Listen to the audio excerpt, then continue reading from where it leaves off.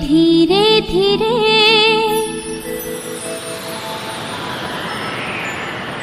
मेघ बरसिला छम छम।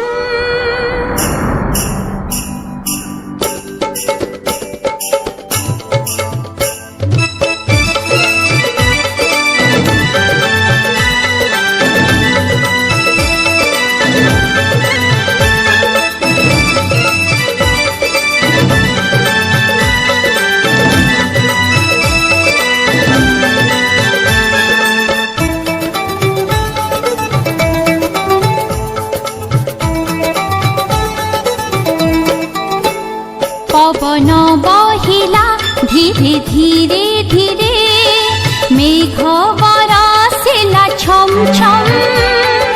कोइलीर कुहू मीठा मीठा सुरे गाउअछु आमे सरगम, गाउअछु आमे सरगम। स्वागतम स्वागतम स्वागतम स्वागतम स्वागतम स्वागतम स्वागतम स्वागतम।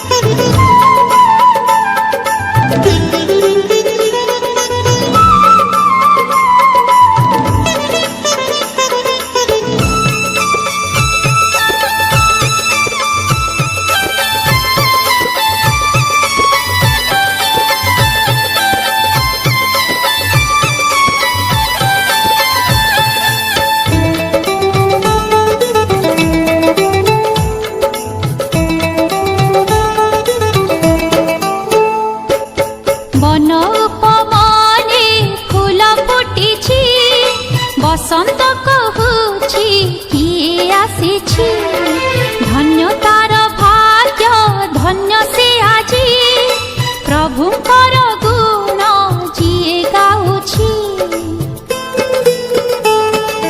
नदी धार परी जाउछु बही मनर कथा जे कहूछु एही। भ्रुकुटी मझिरे तिलक देई आत्मस्मृतिर संदेश नेई अतिथि सत्कार करे चौदिग। नुपुर करे पादे छम छम, नुपुर करे पादे छम छम।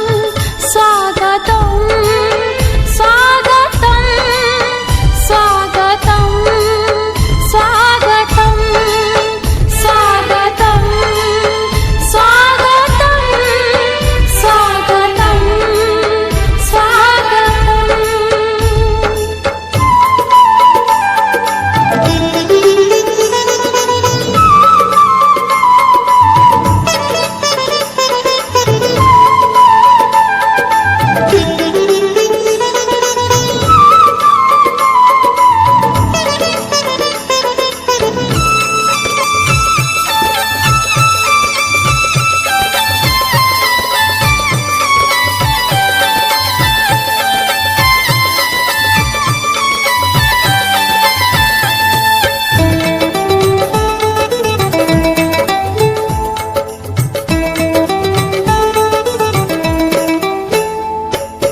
बेलाकू आउ हेला न करी आस चाली जीवा ए लक्ष्य धरी।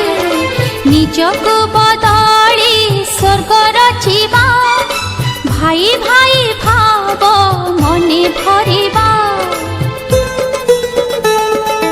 हसी हसी कहे नील गगन पुण्य प्रेम भरे सुख सपन।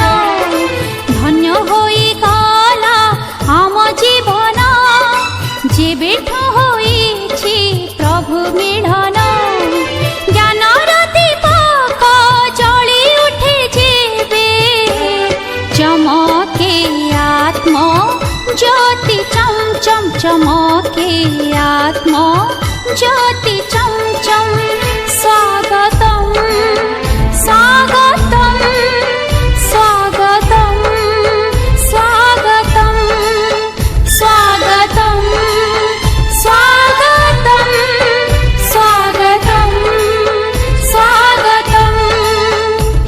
पवन